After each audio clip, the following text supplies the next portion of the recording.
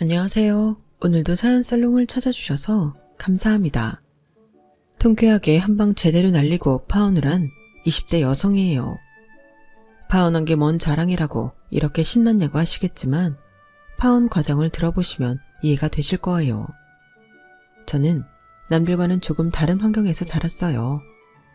제게는 저를 낳아주신 부모님과 저를 키워주신 아빠가 있어요.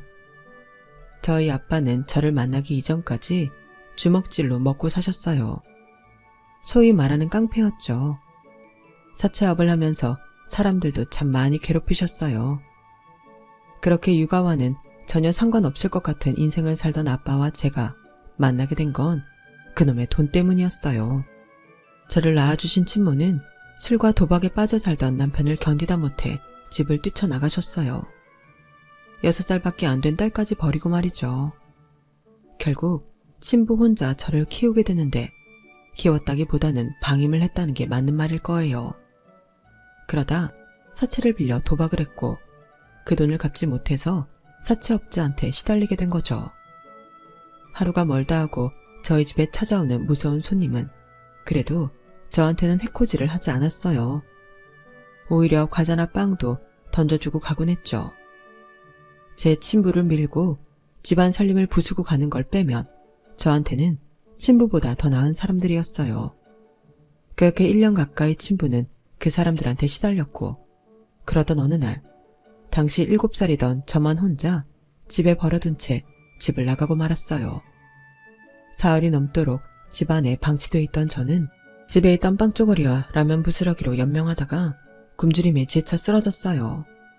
그런 저를 발견하고 병원에 데려간 사람은 평소 제 친부를 괴롭히던 사채업자 대장이었어요. 바로 지금의 제 아빠요. 그동안 제대로 먹지 못해서 영양실조에 탈수까지 있던 저를 모른 척할 수 없었던 아빠는 퇴원 후 저를 아빠 집으로 데려갔어요. 일단 몸에 좋은 음식을 많이 먹여야 한다는 건 알았지만 요리도 할 줄 모르고 애들을 어떻게 키워야 하는지도 몰랐던 아빠는 매일같이 무작정 저를 사무실로 데리고 나갔어요. 거기서 저는 깡패 삼촌들과 함께 아빠의 단골 식당 밥을 먹었고 씻고 입는 건 다방 레지 언니들이 맡아 해주었어요. 어머 오빠, 이 귀여운 꼬맹이는 누구야? 오빠 딸이야? 이게 미친나. 딸은 무슨 딸? 담보다 담보. 이게 내 돈 띵까 먹고 내 뺀 서상식의 딸내미 아이가. 근데 무슨 담보를 이리 애지중지해. 어머, 그러고 보니 얘 오빠랑 좀 닮은 것 같지 않아? 눈매며 코며 완전 똑같잖아. 밖에 데리고 나가면 오빠 딸이라고 해도 믿겠는걸? 그날 다방 레지 언니의 말 때문이었을까요? 아빠도 저도 서로의 얼굴을 보며 왠지 모르게 친밀감을 느꼈던 것 같아요. 그리고 불과 한두 달 사이 많은 것이 변했어요. 저를 두고 돈 받아내기 위한 담보라고 말하던 아빠가 언제부턴가 사람들한테 저를 딸내미라고 말하게 되었으니까요. 그렇게 된 데는 이유가 있었어요. 몇 달 뒤 제 친부가 아빠 밑에서 일하는 삼촌들한테 잡혀왔는데 그때 친부가 아빠한테 저를 팔았거든요. 정확히는 친부가 저를 키울 생각이 없으니 시설에 버리든 마음대로 하라고 말하자 그 말을 들은 아빠가 친부의 빚을 탕감해주는 대신 평생 제 앞에 나타나지 말라고 했어요. 그리고는 저를 딸로 키우기 시작한 거죠. 돈 장사하는 사람이 그렇게 밑지는 거래를 하다니 말도 안 되는 일이었죠. 그날 밤 아빠는 제게 말했어요. 니는 이제부터 내 딸내미다. 서정인이가 아니고 앞으로 박정인인기라. 알겠나? 차라리 다행이다 싶었어요. 친부와 사는 것보다 깡패 아빠랑 사는 게 훨씬 좋았거든요. 그렇게 서정인에서 박정인이 된 저는 얼마 뒤 초등학교에 입학을 했고 그 무렵 아빠는 사무실을 정리하고 주먹세계에서 완전히 손을 씻었어요. 이제 자식을 키우는 부모가 되었으니 떳떳하게 사는 모습을 보여줘야 한다는 게 이유였죠. 사람들은 아빠가 얼마 안가 다시 주먹세계로 돌아갈 거라고 생각했지만 지금까지도 아빠는 그쪽과는 담을 쌓고 살고 계세요. 그때 아빠 밑에서 일하던 삼촌들 중 하나가 아빠를 따라 나섰는데 아빠는 삼촌과 함께 자신들이 일수놀이를 하며 사람들을 괴롭히던 그 시장통에서 생선 나르는 일을 시작했어요. 처음엔 시장 사람들이 갑작스레 변한 아빠를 믿어주지 않았어요. 저러다 눈깔에 휙 돌아삐면 다시 주먹부터 쓸 놈이다 저거. 하지만 피 한 방울 안 섞인 딸을 키우며 누구보다 성실하게 일하는 아빠를 보자 사람들도 조금씩 마음을 주기 시작했고, 그렇게 몇 년이 지나는 사이 아빠는 시장 사람들 속에 완전히 스며들게 되었어요. 그 무렵 시장 사람들이 단체로 사기를 당하는 사건이 발생했는데, 그때 시장 사람들을 위해 발벗고 나서는 아빠를 보고는 사람들도 완전히 마음을 열게 되었죠. 비록 도망간 사기꾼은 끝내 못 잡았지만요.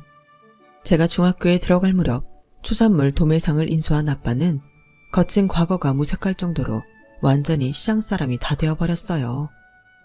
팔과 등에 그려진 문신이 아니고서는 아빠의 과거를 의심할 게 하나 없었죠.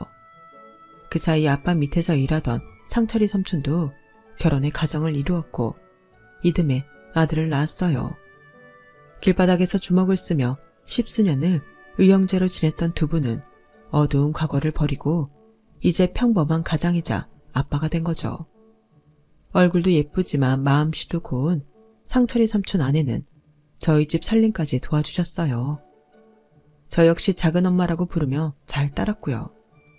아빠한테 말하기 어려운 일들은 작은 엄마한테 털어놓곤 했는데 그럴 때마다 엄마처럼 저를 보다듬어 주셨죠. 누가 봐도 우리는 평범한 가족이었어요. 실제로도 그렇게 살았고요. 제 머리를 묶어주는 아빠 손은 비록 거칠었지만 손길은 세상 무엇보다 따뜻했기에 부모한테 버려지고 사채업자 손에 자란 저였지만 평범한 유년기를 보낼 수 있었죠. 공부도 곧잘해서 서울에 있는 대학에도 입학했고요. 제가 서울로 떠나던 날 아빠는 세상 다 잃은 사람처럼 어깨가 축 터져서는 살짝만 스쳐도 눈물이 쏟아질 것 같은 얼굴을 하고 있었어요. 아빠야, 내 죽으러 가는 거 아니다. 공부하러 가는 기다.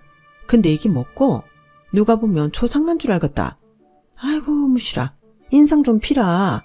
깡패 티낼락하나. 뭐라 카노 가시네. 내가 어딜 봐서 깡패고. 내 손 깨끗이 씻었다. 그런 소리 하지 마라. 내는 선량한 부산 시민이다. 아이고야 맞다. 우리 아빠야가 이래 사람 노릇할 줄 누가 알았겠노. 그동안 나 키우느라 힘들었지. 좀만 더 고생해라. 내 대학 졸업하고 다 갚아줄 기다. 그러고 수기 이모야 하고 살림 좀 합치라. 내 눈치 보느라 그러고 떨어져 살 거 없다. 수기 이모야가 나 어릴 때 똥반스도 갈아주고 했다 아이가. 그런 여자 세상에 또 없다. 알았나? 나 없을 때 집에 데리고 가서 확 잡아뜨리라. 아빠야, 니 그거 못하겠나? 아직 그 정도 힘은 있지? 뭐라 카노 가시네. 치아라. 제가 떠나면 적적하게 지낼 아빠가 걱정돼서 일부러 더 아빠를 놀렸어요. 하지만 수키 이모랑 살림을 합치라고 한 건 제 진심이었어요. 언제까지고 딸내미 하나만 보고 사는 아빠가 너무 가여웠거든요. 이제는 아빠도 사랑하는 사람과 함께 살면서 세상 사는 재미를 느끼길 바랐으니까요. 대학에 입학해 서울 생활을 시작한 이후 주변에는 제 과거를 아는 사람이 없었어요. 그래서 어떤 면에서는 더 편하더라고요. 과거를 지우고 싶었던 건 아니었지만 적어도 과거로부터 자유로워질 수는 있었으니까요. 보름에 한 번 일을 핑계로 서울로 올라오는 아빠 역시 사채업자 출신이 아닌 그저 극성맞은 딸바보 아빠로만 보였어요. 먹을 거는 마트에 가면 다 파는데도 굳이 부산에서 밑반찬까지 공수해 와서는 냉장고를 채워주셨죠. 냉장고에 반찬이 남아있으면 밥 제대로 안 먹느냐고 화를 내고 반찬을 다 먹어치우면 모자라면 말을 하지 왜 말 안 했냐고 삐지고 이래도 걱정 저래도 걱정인 아빠가 때때로 귀찮기도 했지만요.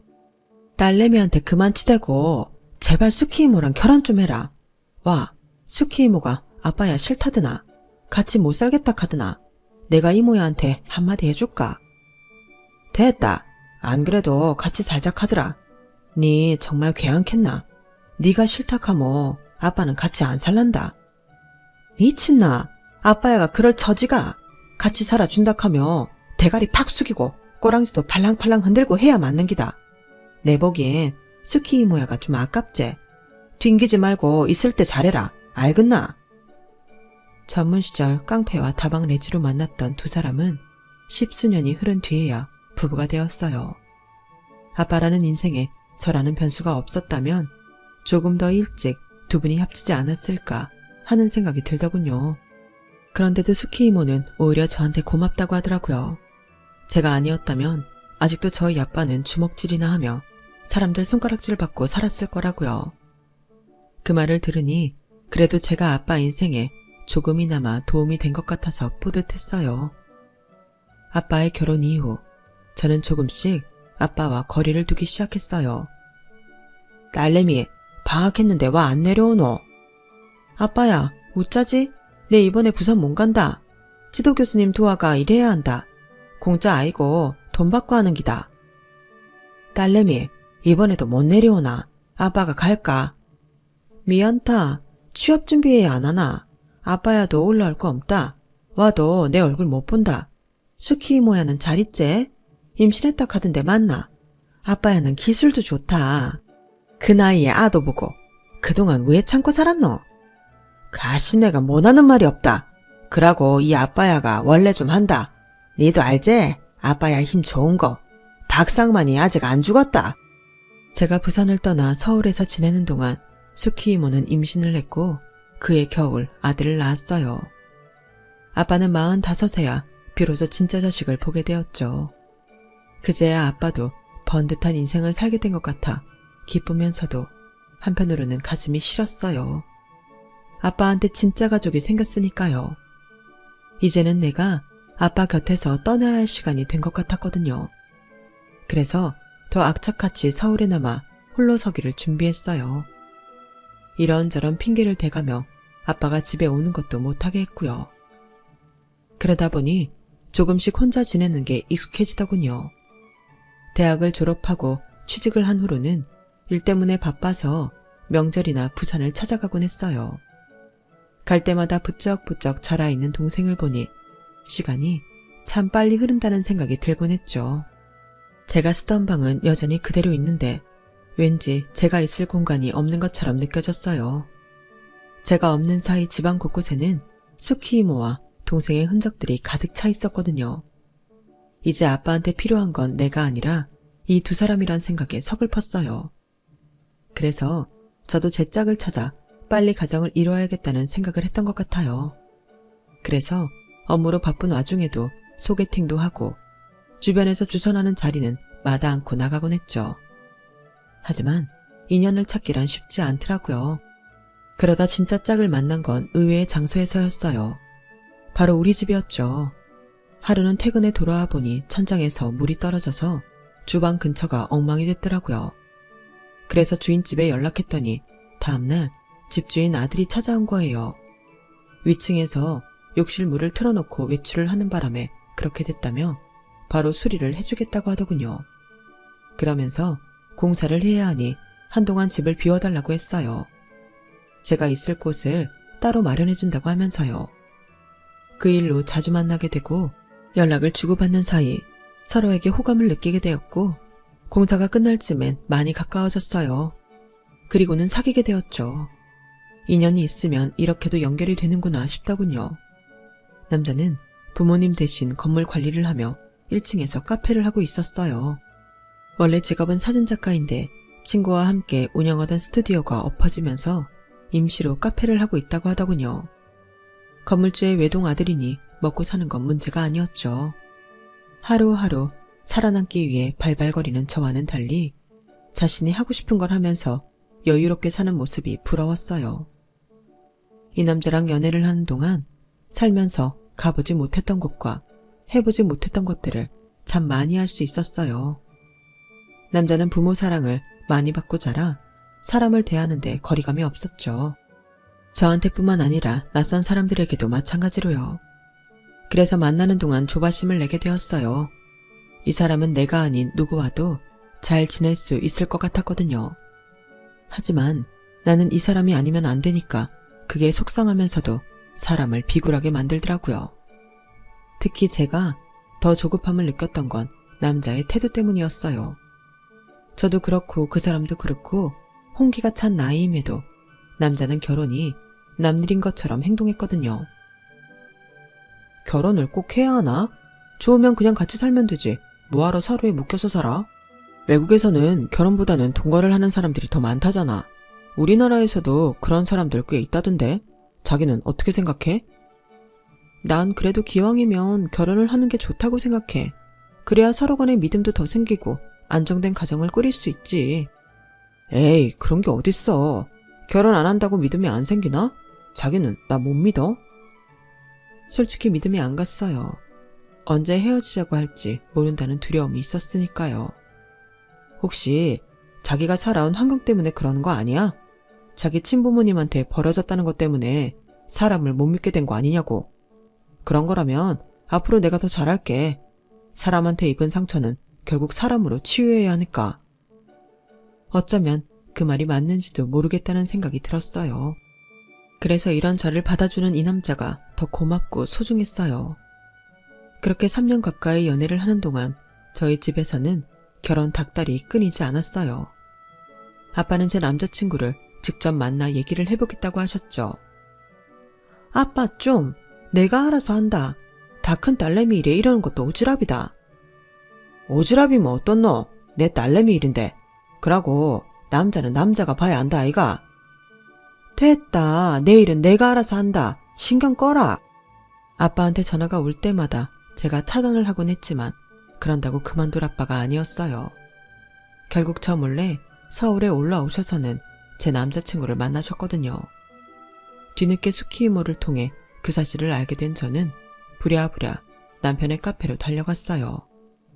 아빠 성격에 주먹을 날려도 수십 번을 날렸을 거란 생각을 하니 아찔해지더라고요. 그런데 가게 문을 열어보니 의외의 상황이 펼쳐져 있지 뭐예요.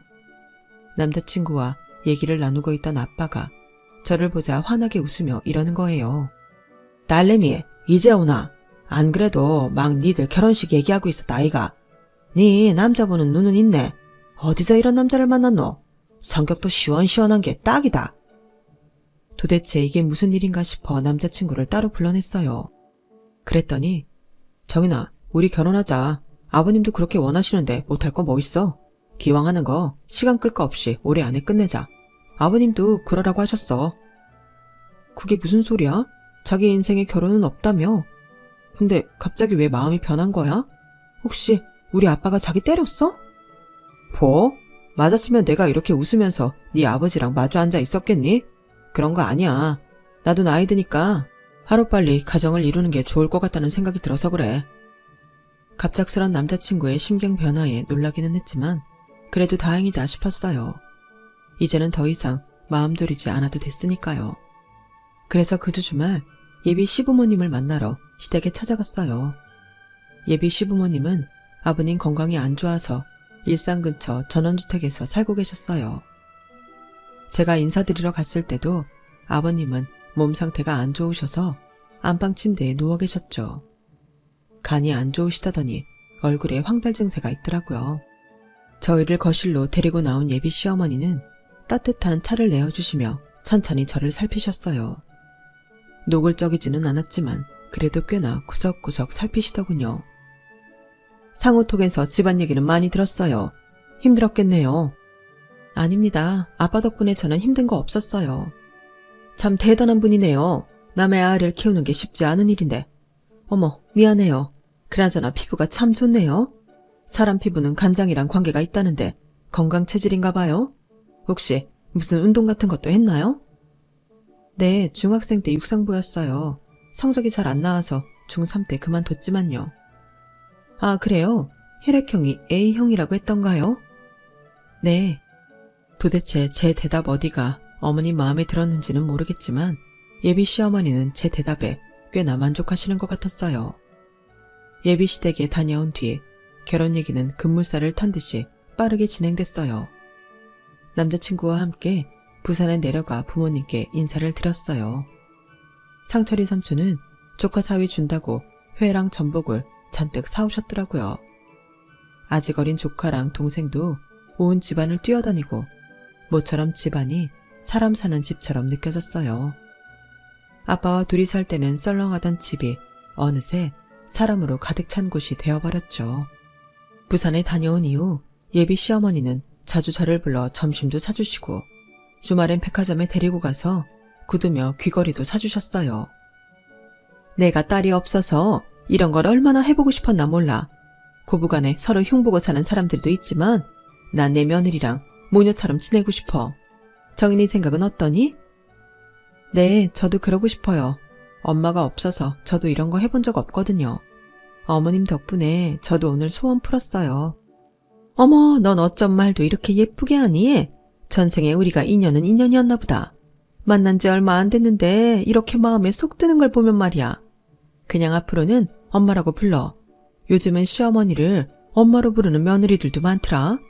며느리도 자식인데 못할 거 뭐 있니? 어머님의 말에 나도 모르게 눈가가 붉어졌어요. 내 인생에 엄마는 없을 거라 생각했으니까요.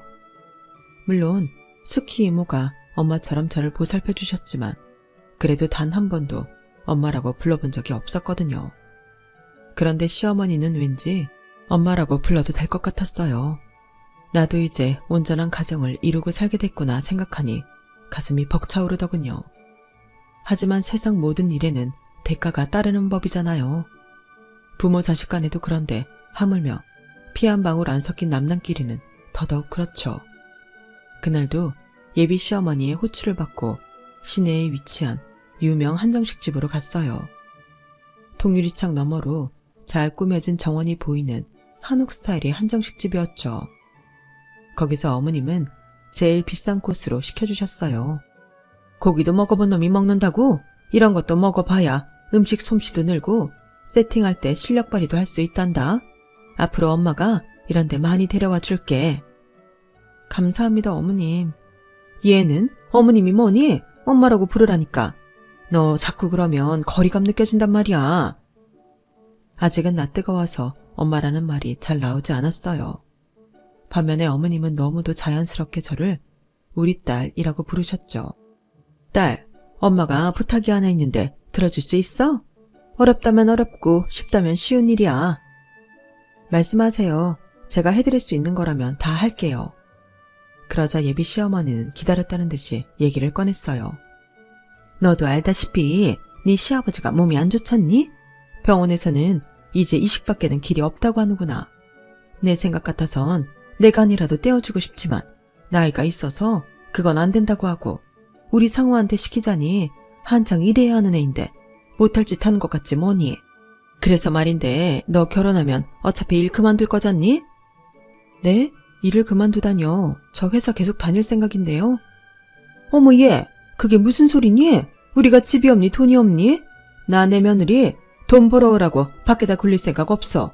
그렇다고 집안일 하라는 건 아니다. 집안일이야 도움이 쓰면 되니까 넌 그저 이 엄마랑 백화점 쇼핑도 하고 전시회도 다니고 브런치도 먹으면서 우아하게 살면 돼. 엄마는 그래서 우리 정인이가 하루빨리 우리 집에 시집 오길 바란 건데 넌 아닌가 보구나. 서운한 표정을 지으시는 어머님을 보니 제가 못할 짓을 한 건가 싶더라고요. 그런데 그 순간 어머님이 제 손을 꼭 잡으시며 그러시는 거예요. 정인아, 엄마가 이런 말 하게 돼서 미안한데 우리 정인이가 시아버지한테 간 좀 떼어주면 어떨까? 많이도 아니고 조금이야. 이식 수술 후에도 너 생활하는데 전혀 지장 없을 정도니까 걱정 안 해도 돼. 정인아, 네가 그렇게만 해준다면 내가 정말 더 바랄 게 없다. 니들 결혼할 때 혼수? 그딴 거 하나 필요 없어. 엄마가 다 사줄게. 너 나중에 애 낳아도 엄마가 다 키워줄 거고 네가 원한다면 명품 백이고 옷이고 다 사줄게. 그러니까 제발 엄마 부탁 좀 들어주렴. 응? 우리는 이제 가족이잖니. 힘들 때 서로 돕는 게 가족 아니겠어? 가족이라는 말에 가슴이 두근거렸어요. 그까지 간 좀 떼어주면 내가 정말 이 사람들과 가족이 되는 건가? 그렇다면 그리 나쁜 조건은 아닌 것 같더라고요. 물론 저희 아빠가 이 사실을 아신다면 가만히 안 계시겠지만요. 부산에 갔다 온 이후로 저는 마음이 심란했어요. 그곳에 내가 없어도 빈자리가 하나도 느껴지지 않는 게 서운했었거든요. 이 사람들한테 나는 이미 남이 되어버렸구나 싶은 게 마치 세상에 혼자 버려진 기분이 들더라고요. 그런데 시어머니가 나를 가족으로 받아주시겠다고 하니 혹할 수밖에요. 비록 제 간을 내어드려야 하지만요.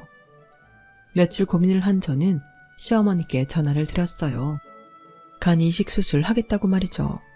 그러자 예비 시어머니는 그날 바로 저를 찾아와 백화점으로 데리고 가셨어요. 그리고는 500만 원이 훌쩍 넘는 가방을 제 품에 안겨주셨죠. 다음 날 저는 어머님과 함께 병원에 가서 간 이식 적합검사를 받았어요. 아버님과는 혈액형도 같고 제가 워낙 건강 체질이라 별 문제 없으리라 생각했죠. 그런데 검사 결과 제 간의 용적이 작아서 이식이 불가능하다는 판정이 나온 거예요. 한마디로 제 간이 작아서 남한테 떼어줄 수 없다는 얘기였죠. 검사 결과를 들은 예비 시어머니는 믿을 수 없다는 표정으로 의사한테 따졌어요. 아니, 이제 와서 이러면 어떡해요? 혈액형도 같고 애 상태도 건강해서 잘 될 거라면서요. 용적 문제야 의사 실력으로 해결할 일이지. 그런다고 이식을 못 해준다는 게 말이 되냐고요? 지금까지 어머님이 단 한 번도 화를 내는 모습을 본 적이 없던 저로서는 그런 어머님이 낯설게 느껴졌어요. 그런데 그건 시작에 불과했던 거예요. 간 이식이 불가하다는 판정을 받은 이후 어머님은 지금까지 내가 알던 사람이 맞나 싶을 정도로 변하셨거든요.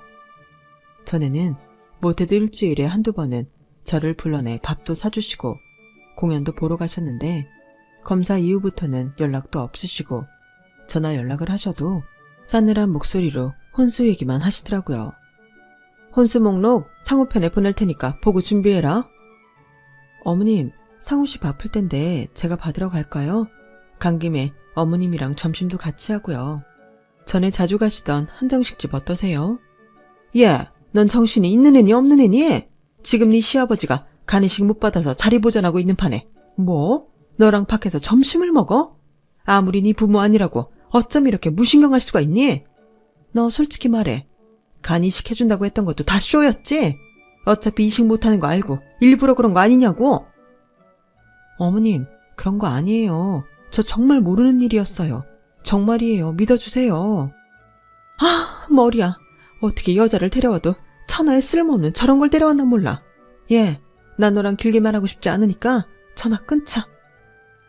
사람의 마음이 그렇게 쉽게 변하는지는 그때 처음 알았어요. 아니, 어쩌면 처음부터 어머님께 저는 며느리감이 아니라 강기증 공여자일 뿐이었는지도 모르겠네요. 그런데 변한 건 어머님뿐만이 아니었어요. 남자친구 역시 슬슬 저를 피하기 시작하더니 오랜만에 만나서도 짜증을 내기 일쑤였어요. 아, 뭐 이렇게 해야 될 게 많아. 이러면서까지 꼭 결혼해야 하는 거야? 이 정도 준비하는 게 뭐가 힘들다고 그래. 그리고 준비는 자기가 했어? 내가 다 했지. 그러니까 인상 좀 펴. 나 솔직히 이 결혼하는 게 맞는 건지 판단이 안 서. 너도 알잖아. 나 비혼주의자였던 거.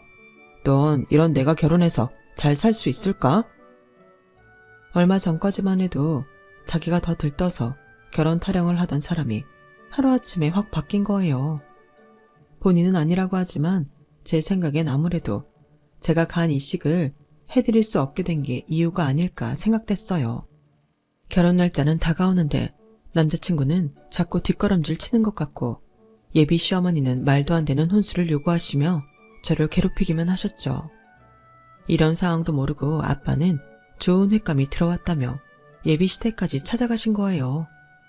그리고 그날 드디어 일이 터지고 말았죠. 딸내미, 아빠가 상철이 삼촌이랑 용식이 할배 모시고 결혼식 가는 길에 니네 시댁 좀 들릴락 한다. 좋은 횟감이 있어가 물건만 전해주고 갈락하니까네 니가 전화 좀 넣어도 이서방한테 연락하니까네 전화를 안 받네. 시간 되모 같이 와가 묵으라. 이게 쉽게 만날 수 있는 횟감이 아니다. 올 거제? 아빠, 거길 와가는데 그러지 말고 차 돌리라. 그냥 가지 말라고. 아빠는 좋은 건 나눠 먹어야 한다며 기어코 예비 시댁으로 가셨어요. 상견례 전에 얼굴도 익힐 겸 해서 일부러 가신 거였죠. 뒤늦게 남자친구랑 연락이 된 저는 뒤따라 예비 시댁으로 향했어요. 아니나 다를까 어머님은 똥 씹은 표정으로 저희 아빠가 가져오신 횟감과 해산물들을 주방 싱크대에 던져놓으셨더라고요. 그리고는 환자도 있는 집에 함부로 찾아왔다며 아빠한테 화를 내고 계셨죠. 아빠를 태워 저희 시댁까지 모셔온 상철이 삼촌은 얼굴이 울그락불그락해서는 당장이라도 한마디 할 기세였어요. 그런데도 아빠는 화를 꾹 참으시며 미리 연락 못하고 찾아와 죄송하다며 고개를 조아리셨죠. 그리고 예비 사돈한테 인사만 하고 가겠다고 안방으로 들어가셨어요. 그런데 예비 시아버지 얼굴을 본 아빠가 소리를 버럭 지르시지 뭐예요. 이게 누구? 네 이장수 맞지? 부산서 시장 사람들 돈 띵까 묻고 내 뺀 이장수 맞단 말이다. 아이고야, 세상 참 좁다 카더니 우리가 이래 만나네. 니 내 돈 빌려 쓰고 안 갚은 건 기억하드나? 나 모르겠나? 시장 통해서 일손으로 하던 박상 말이다. 그때 니가 땡 까먹은 게 한 기삼천 됐지? 상철아, 니 이리 와봐라. 니가 포항까지 잡으러 갔다 허탕친 이장수 여 누워있다. 그 말에 상철이 삼촌은 안방으로 달려갔어요. 그리고는 잠시 뒤 입에서 육두문자가 쏟아져 나왔죠. 그러자 침대에 누워있던 아버님이 귀신이라도 본 사람처럼 벌벌 떨기 시작한 거예요. 아니, 이 사람들이 환자 앞에서 무슨 짓이야? 당장 안 나가? 예, 너 이리 와서 네 아빠 데리고 나가라. 아이고, 지 부모한테 버림받고 남의 손에 자랐다더니 고작 널 키워준 게 주먹질이나 하고 살던 깡패였니? 어째 애가 수준도 떨어지고 얼굴에 그늘이 져있다 했더니 이런 사람 손에 자라 그런 거였어. 이 결혼 없던 걸로 할 테니까 당신들 당장 내 집에서 나가. 하마터면 이런 그지 같은 것들이랑 사돈 맺을 뻔했잖아. 상우 너도 그렇지. 어디서 데려올 게 없어서 깡패 새끼 딸년을 데려왔니? 당장 내쫓아. 어머님, 무슨 말씀을 그렇게 하세요? 그 말 당장 사과하세요. 그지 같은 거라뇨. 깡패 새끼라뇨. 우리 아빠 비록 한때는 나쁜 짓도 많이 하고 사셨지만 지금은 손 씻고 열심히 살고 계세요. 그런데 왜 우리 아빠가 그런 소리를 들어야 해요? 사과하세요. 사과? 예, 깡패 새끼를 깡패 새끼라고 하는데 그게 사과할 일이니? 긴 말 필요 없으니까 당장 나가라고. 그러자 아빠는 삼촌한테 귓속말을 하고는 밖으로 내보냈어요. 그리고 짝다리를 짚으시곤 예비 시아버지를 내려다보셨어요. 잔뜩 겁에 질린 아버님은 식은땀까지 흘리시더군요. 와, 니네가 무섭드나? 네 세상에서 제일로 무서운 게 뭔지 아나? 돈? 권력? 아니다. 바로 자식이다. 전과 삼범에 천하의 개쓰레기 인생도 한순간에 바꿔놓은 게 바로 자식인기라. 네, 쟤 많이 짓고 살았다. 주먹 휘둘러가 돈도 많이 뺐고 피도 보고 사람들 눈물도 많이 뺐다 아이가. 그랬던 나 박상만이가 내 딸내미 한마디에 손 싹 씻고 생선 배달 시작했다. 거기까지 얘기를 하자 예비 시어머니가 볼멘 소리로 그러는 거예요. 주먹질하고 산 게 무슨 자랑이라고. 그래서 뭐 지금 우리를 어떻게 하겠다는 거야 뭐야. 세상 편한 지가 언젠데 젊을 때 주먹질 좀 한 거 가지고 유세를 떨어? 그래봤자 삼류 지방 깡패밖에 더 돼? 그깟 3천 주면 될 거 아니야. 여보, 계속 듣고 있을 것도 없어. 경찰에 신고해. 저런 것들은 경찰서 소리만 들어도 지레 겁먹고 도망가는 놈들이라고. 그러자 아빠가 쓴웃음을 지으며 그러셨어요. 아즈매요, 경찰이 뭐 되겠습니까? 뭐 경찰을 부르든 특공대를 부르든 마음대로 하입시다.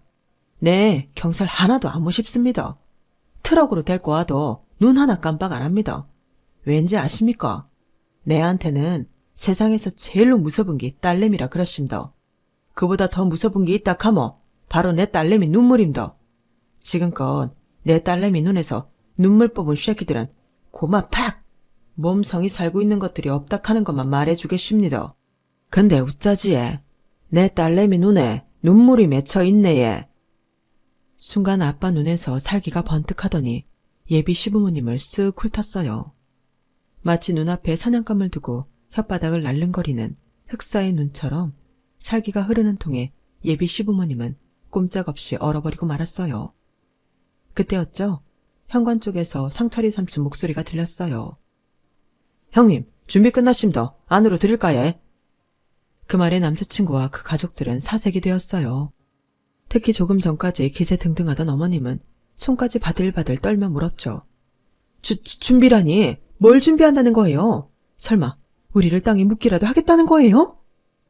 그러자 남자친구는 잔뜩 겁을 먹은 누나를 굴리더니 바닥에 넙죽 엎드려 고개를 조아리고는 싹싹 빌기 시작했어요. 장인어른, 제가 잘못했습니다. 제가 철이 없어서 따님 가슴에 못질을 했어요. 잘못했습니다. 하지만 처음부터 간이식 노리고 사귄 건 아니에요. 정말이에요. 결혼하려시면 지금이라도 당장 할게요. 그러니까 제발 살려주세요. 엄마, 아빠 뭐해? 같이 안 빌고. 그러자 지금까지 몸에 힘주고 뻗대던 예비 시부모도 바닥에 무릎을 꿇고는 싹싹 빌었어요. 상만씨, 내가 그 돈 다 갚을게. 원금뿐만 아니라 이자까지 다 쳐서 갚을 테니까 제발 이러지 마. 손 씻었다며? 이제 와서 손에 피 묻힌들 자네도 자네 딸도 속이 편하겠나? 그래요. 우리가 좀 과했던 면이 없지 않으니까 파혼에 따른 위자료로 심심치 않게 드릴게요. 제발 우리 좀 살려주세요. 아마도 그 순간 예비 신랑과 그 부모님의 머릿속에는 조폭 영화의 잔인한 복수 장면이 떠올랐을 거예요. 문 밖에 준비되어 있다는 그 무엇이 자신들의 목숨줄을 잡고 있다는 걸 직감했던 거겠죠. 마치 최후의 발악을 하듯 그렇게 세 사람은 손이 발이 되게 싹싹 빌었어요. 그런데도 아빠는 눈썹 하나 까딱 않고 밖에 있는 삼촌한테 서늘한 목소리로 말했어요. 상철아, 들이라. 그 말에 시댁 식구들은 절규에 가까운 비명을 질러댔고 드디어 안방으로 지팡이를 짚은 노인이 들어왔어요. 그 모습에 바닥에 엎드려 있던 세 사람은 벙찐 표정이 되었죠. 지팡이를 짚고 들어오신 분은 다름 아닌 용식이 할아버지였어요. 예전 상인의 회장직을 맡으셨던 분으로 예비 시아버지한테 가장 많은 돈을 뜯긴 분이셨죠. 용식이 할배요. 어서 오시소. 식사하셔야 할 낀데 이래 틀어졌네 얘. 지아라. 밥이 문제가. 내 돈 띵까 묻고 내 뺀 장수 이놈아를 잡는 게 먼저 아이가. 아이고야 이게 누구? 용식이니? 나 기억하제? 할아버지는 바닥에 무릎 꿇고 앉아있는 예비 시아버지를 보시고는 눈을 번뜩이셨어요. 맞네 맞아. 니 내 돈 떼묻고 그간 잘 살았는갑다. 볼때기에 살이 띠룩띠룩 붙어가 있는 게 잘 처먹고 살았는갑다. 니 그 돈이 무슨 돈인지 알기는 하나? 내 마누라 수술비였다. 평생을 못 먹고 못 입고 살다가 내 마누라 목숨줄이었다 이 말이다. 그 돈 잃고 마누라 하늘 떠나보내고 내 니 많이 욕했다. 천벌받아 돼지라고 했다. 내만 그랬는 줄 아나. 니한테 돈 뜯기고 길바닥에 앉은 상식이, 가게 들어먹은 정육점 최씨, 딸내미 혼수비 뜯긴 구두방 서씨까지 죄다 니 나가 돼지라고 침 캬 뱉었다. 그래도 살다 보이 이래 다시 만나네. 니 서울서 건물도 갖고 큰소리 땅땅 치고 산탁하던데 맞나? 그 순간 예비 시아버지 얼굴이 하얗게 질려버렸어요. 지난 시절 자신이 저지른 죄가 한순간에 떠올랐기 때문이죠. 자신을 믿고 투자를 했던 시장 사람들 가슴에 비수를 꼽고 돈을 챙겨 야반도주를 했던 그날이 생생하게 떠올랐을 거예요. 제가 어렸을 때 있었던 일이지만 아직도 기억이 나요. 그날의 일로 시장에는 줄초상이 났었거든요. 그때 저희 아빠랑 상철이 삼촌이 제 예비 시아버지를 잡으러 전국을 찾아다녔어요. 그 바람에 저는 숙희 이모가 사는 단칸방에서 한 달 넘게 지내야 했지만 그 일로 저희 아빠와 삼촌은 시장 사람들한테 한 식구로 인정받을 수 있었어요. 그때 못 잡은 사기꾼을 10수년이 지난 오늘에서야 잡게 된 거였죠. 결국 저는 파혼을 하게 됐어요. 하지만 이 일로 시장 사람들은 잃었던 돈을 다시 찾게 되었죠. 시어머니가 그렇게 아끼던 건물과 땅, 집을 팔아 돈을 갚았거든요. 저희 아빠도 3천만 원을 되돌려 받았고요. 이번 일로 시장에서 저희 아빠의 인기는 또다시 하늘을 찌르게 되었어요. 차기 상인의 회장감이라는 말이 나오기도 했고요. 그런데 아빠는 하나도 기뻐하지 않으셨어요. 딸내미가 파혼을 하게 됐으니 말이죠. 아빠야, 내는 차라리 잘 됐다 싶다. 내 그 사람 좋아서 결혼하려고 했던 거 아니다. 그냥 나도 가족을 만들고 싶어가 그랬던 기다. 근데 생각해보이 내한테는 이미 가족이 있었더라. 내 말 한마디에 주먹질 끊고 새 사람 된 우리 아빠. 내 눈에 눈물 한 방울에 벌벌 떠는 우리 아빠야가 진짜 내 가족이다. 앞으로는 스키 이모야한테도 엄마라고 부를 기다. 지민이도 내 친동생으로 삼을 기다. 내만 잘하면 되겠더라. 아빠야, 나 아빠 딸내미라서 행복하다.